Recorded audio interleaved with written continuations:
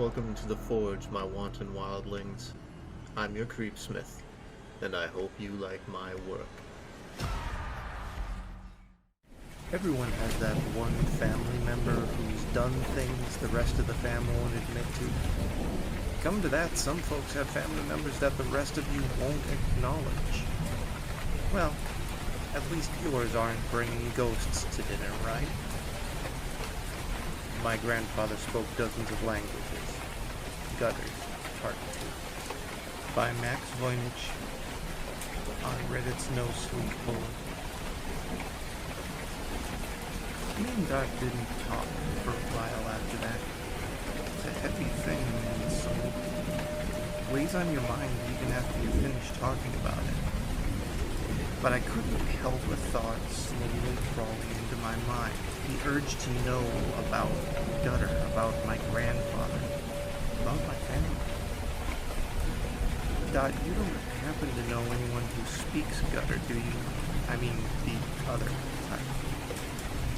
Dot stared at his feet. You sure you want to do this, Max? People who speak real Gutter, they're not like you. There's a stain on their souls somewhere. It is a dirty language. The question seemed to get bigger and bigger the more I thought about it. I had to know. The first rumblings of thunder rolled in with the rain. Even our shelter under the trees was beginning to leak. Through the silhouette of the branches I could make out the street lights, shadows moving, a sense that this storm was hiding something. The rustling of the leaves turned to an organic chatter above us. I'm sure, Doc. He let out a long sigh, and I offered him another cigarette. You're just like your father, that stubborn. Difficulty is, it's not cheap to find. Sure, I know a few people, but how much?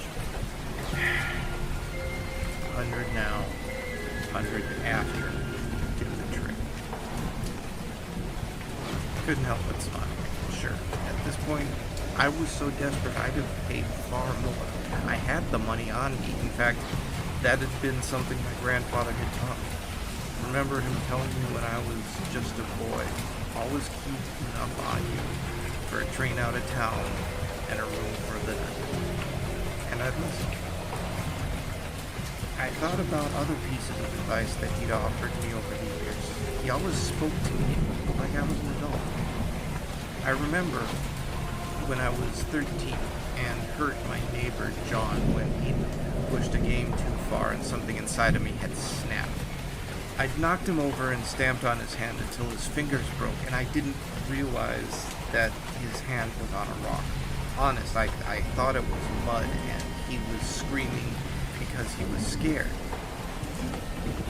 I remember how the guilt had turned me inside out, bit by bit, starting with my stomach and then my lungs, and my face had flushed, and I'd said sorry so many times it was like the only word I knew. I remembered him sitting down next to me, seeing how angry I was at myself. I was trying to understand how I'd done something so bad. I remember thinking of all the stories that I loved, of how the good guys never did anything like this, never hurt their friends so bad they went to the hospital. And I thought that I'd never be like them again. I thought that if I was the protagonist of the film, everyone would stop watching here and they'd turn to each other and say, we don't want him to win. And just as I felt like this new feeling was going to swallow me alive, he said, this is how it feels. This is how you feel if you do it again. There's two souls in every man, Max. Life is just finding out which one's in charge. Dad pulled me from my daydream. I'm off. Suddenly I've got plans for my He waved the small bundle of notes in my hand. Give me your number. I'll call if I find it. It shouldn't take long. He offered me a tattered notebook, and I had to hunch over to stop the occasional drop of rain making the ink run. I had to flick through a few pages of strange sketches. Bees, butterflies, moths, all in the same shaky hand. He took the book back and stood for a while, looking at the sheets of rain from under the tree and working out when to take the plunge. His eyes seemed to be focused on something else, as if he was tracking something moving out there. For a second, he lost his warm exterior and seemed very old. I could see that he hadn't lived this long by accident, and he knew things that most men didn't. He knew things that most men didn't have to find out. He didn't face me when we spoke again. Be careful out there tonight, boy. Water's rising. With that, he was off into the rain, pulling his coat over his head and leaping over puddles. I made my way back home, hugging buildings and trees to stay out of the rain. The cold was beginning to seep through my clothes and into my skin, nipping at the exposed flesh. As I approached my house, I could see a figure standing outside, arms wrapped around themselves to keep warm. My heart skipped a beat. Who was it? Why were they there? They were directly outside my front gate, moving me to and fro. The rain had turned into a thin mist, which obscured my vision slightly. But as soon as I saw the figure, they saw me too and marched straight up to me, immediately shouting, but their words were stolen by the wind. I could see the face of a young woman, a mad bird's nest of hair thrown about by the wind, and as she got closer, I could make out small clips of what she was saying. "What the fuck are you playing at?" Such anger so quickly threw me off guard, and for a second I was lost for words, stood in the street, stammering. "You and your family, what do you think you're doing? My ma saw him yesterday, stood in a puddle, just watching our house. Shit, is this a joke? She's inconsolable. Is that funny to you?"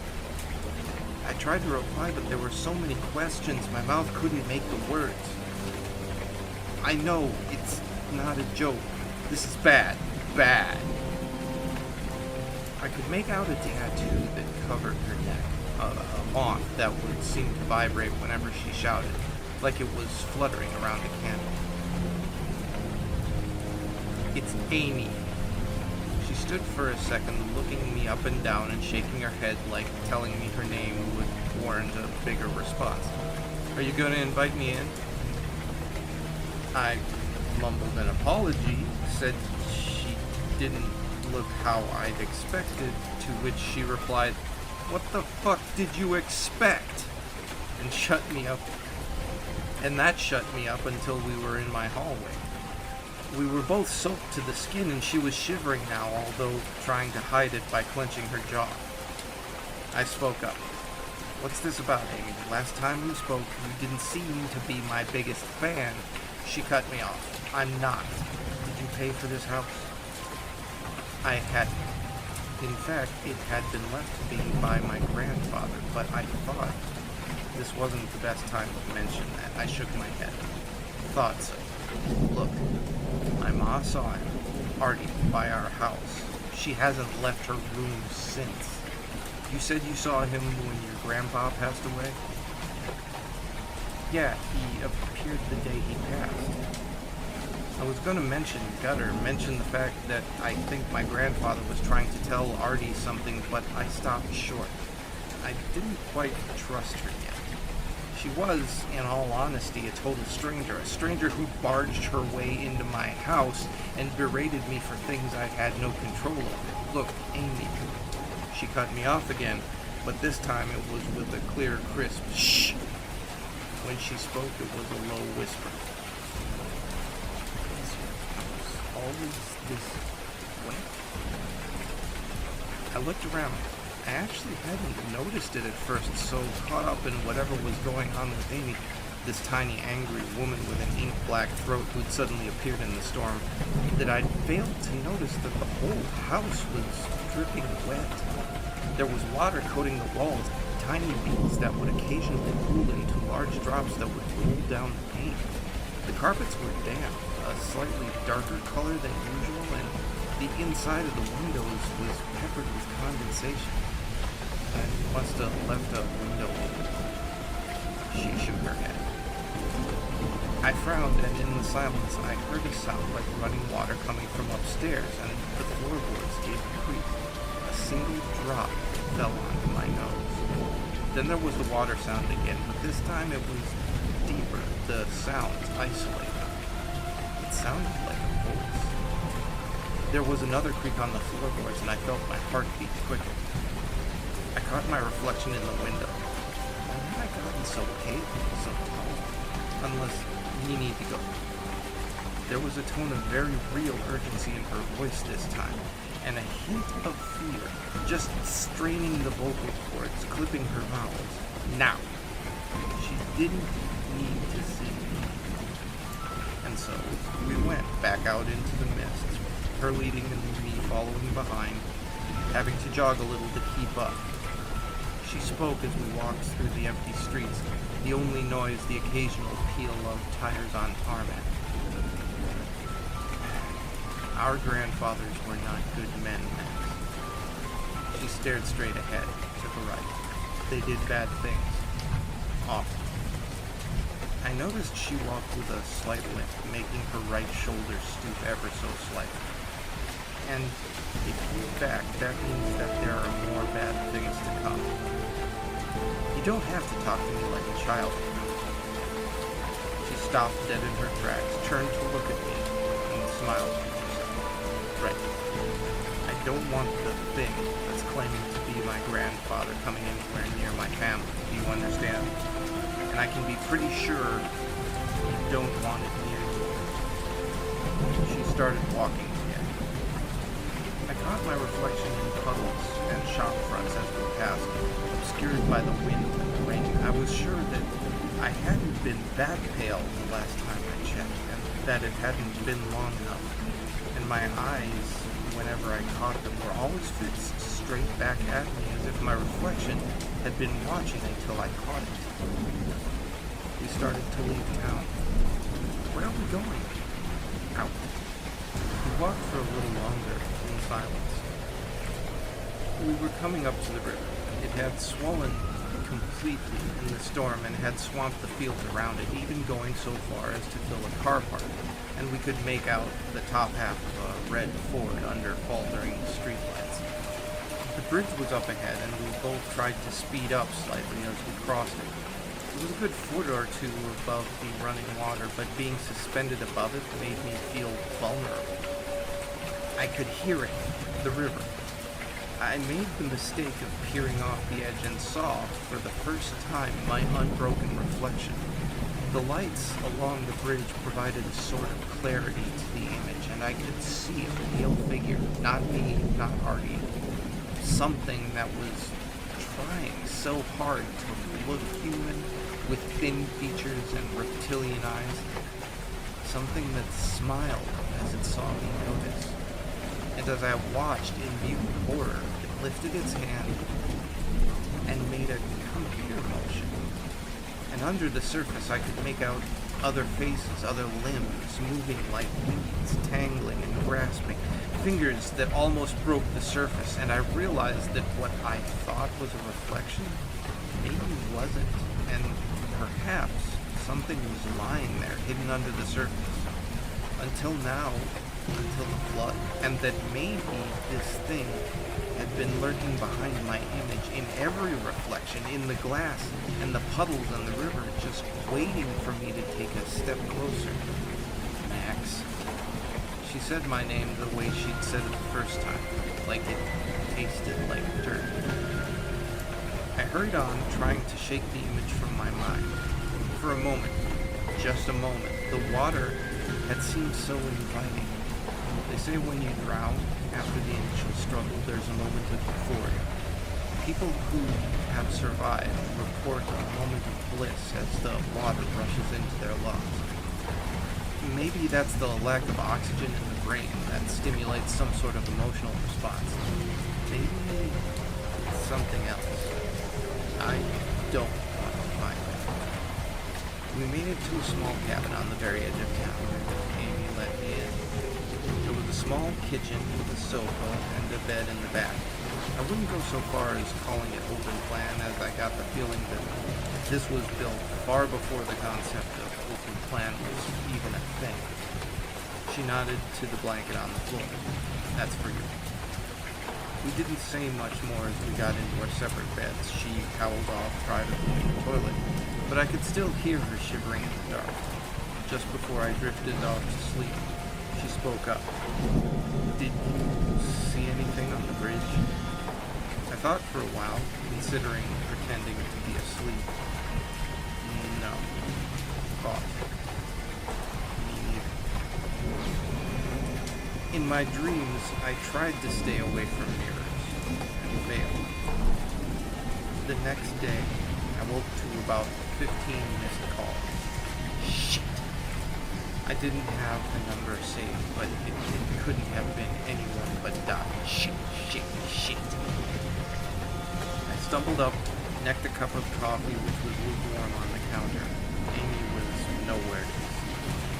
The place was a tip. It smelled like cigarettes and sawdust. I made my way outside to see her on a stump, chewing her nails.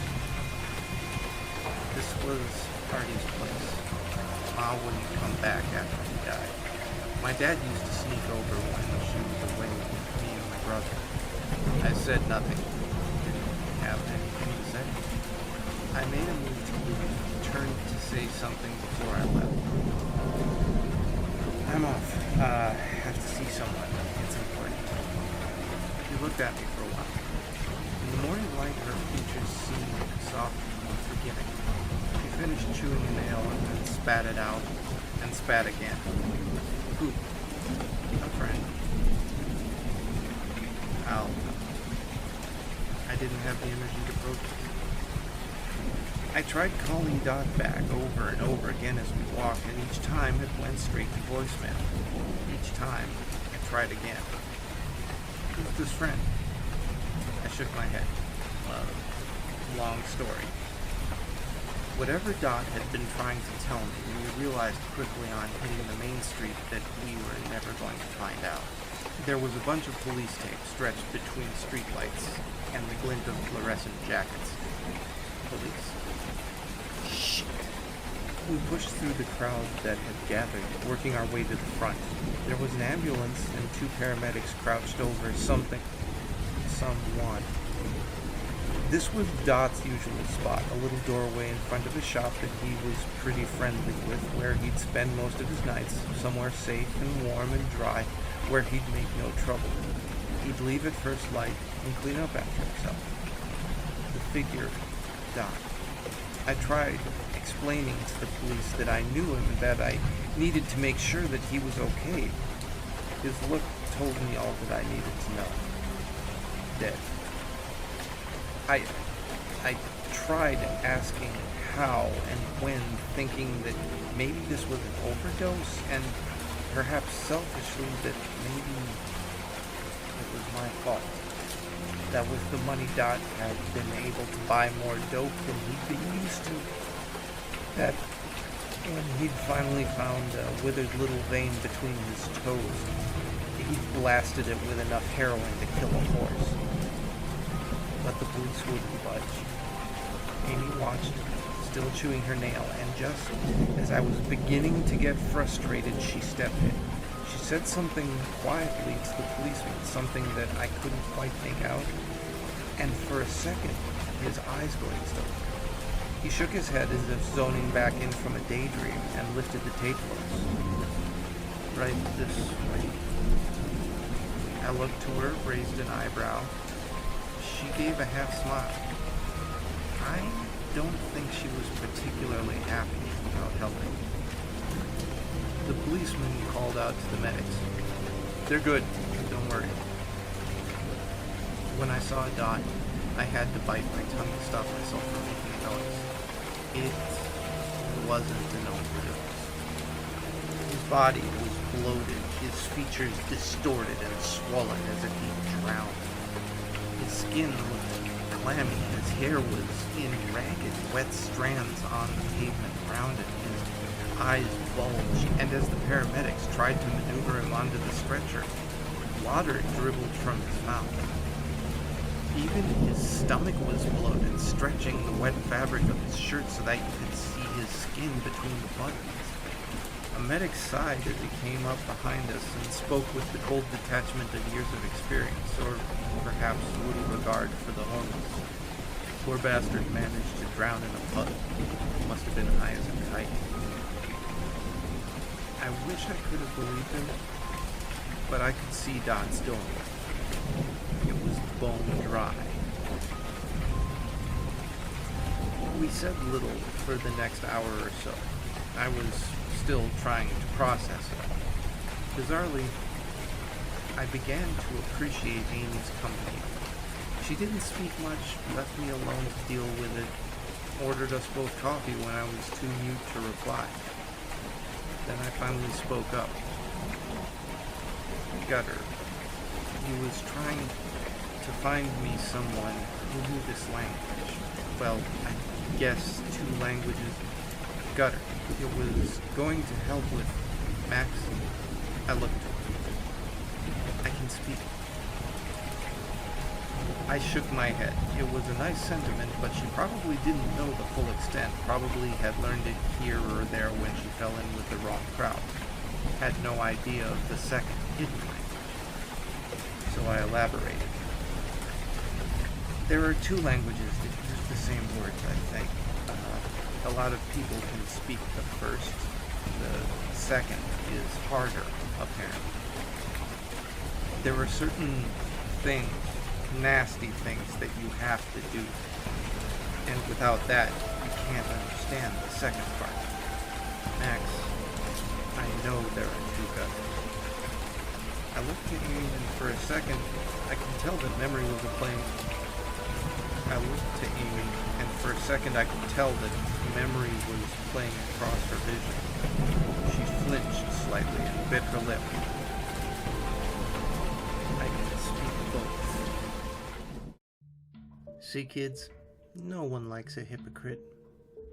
Funny thing about that is, the reason people judge others who've committed the same wrongs that they have comes from an experience with the self-loathing that such actions engender. Find out more next time as our little story continues. Until then, stay scary, my wildlings. Keep an eye on your reflection and make the most of your nights.